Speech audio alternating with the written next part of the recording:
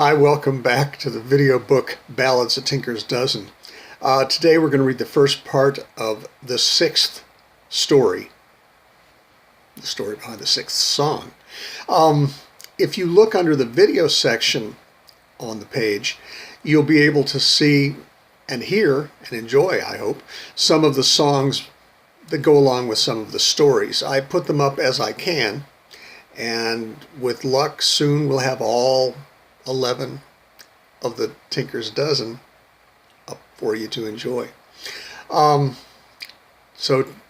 If you're ready, we'll begin. This story's called The Captain's Name Was Ned. In those days, the story goes, if you had a goat, you could eat, make boots for your feet, bind a book, or make a drum.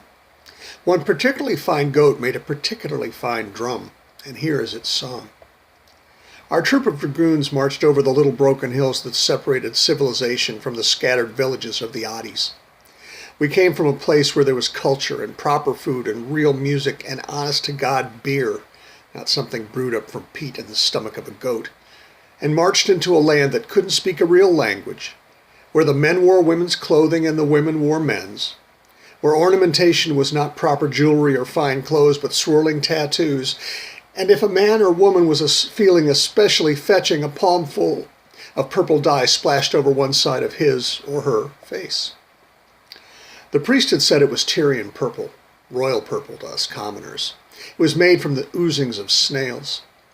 The clash between the purple faces and the usually bright orange hair and bright green eyes of the Oddies was shocking indeed. We were dragoons. As much for the knots on our heads that showed how we entered this king's service as for the fine and terrible basilisks, who could kill with just a look, that adorned the muzzles of our carbines. I entered the king's army one sunny afternoon in a far-lost September. My family had fled the famine in Ireland and settled in the Surrey hills of England. We raised sheep and sold the wool for weaving and the lambs for meat. One fine day I had brought my herd of darling lambs to market, sold them for enough coins to have made a profit, and was celebrating my good husbandry with a mug of ale at the Green Man in Putney. The sward that bordered the Green Man was a place popular among those whose honor had been besmirched and who now required its restoration, or those who simply wished to settle a score, real or imagined. The pub itself was a notorious place, and probably not the best place for a country lad to whet his whistle with a pint. A popular haunt for brigands, freebooters, footpads, highwaymen.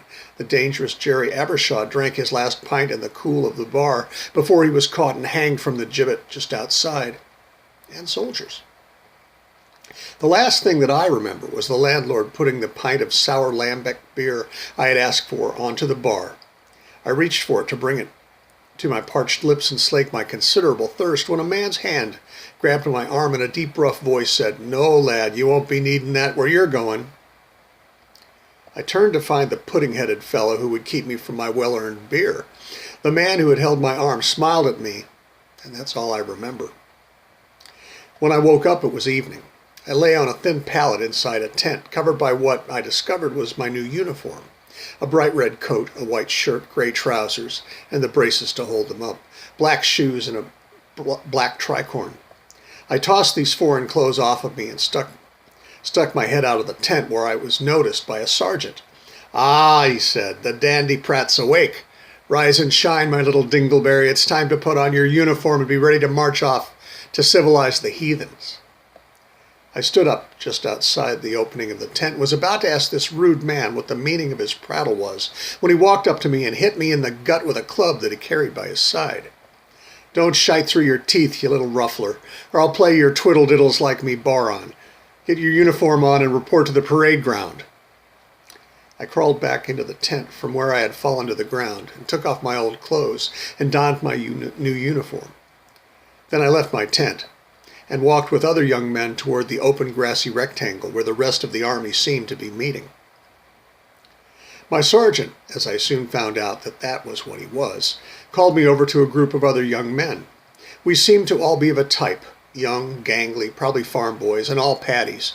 At least that is how the sergeant addressed us.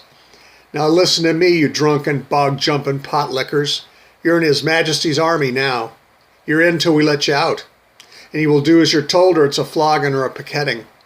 It'll be the gauntlet if you're drunk, a thief, or misbehaving, and if you desert, you'll be branded with the D the first time and put to death by shot the second.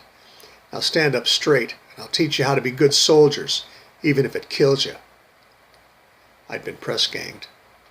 We stayed in the camp for about 6 months over the winter until the sergeant was pleased enough with our marching to take us north, to Scotland.